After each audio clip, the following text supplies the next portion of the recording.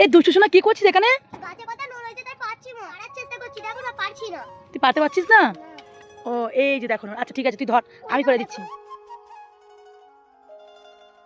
আচ্ছা, আমরা এই ফলটাকে নোর বলি, তোমরা কে কি বলো অবশ্যই কমেন্টে জানিও। আমাদের কাছে 12 মাসে না হলেও মাঝে মাঝে কিন্তু হয়, তো সেটাই দুষ্টু সোনার চোখ পড়ে গেছে। তো চলো আজকে দুষ্টু সোনাকে নোর মাখা করে খাওয়াবো, তাও আবার শিলের থেতে।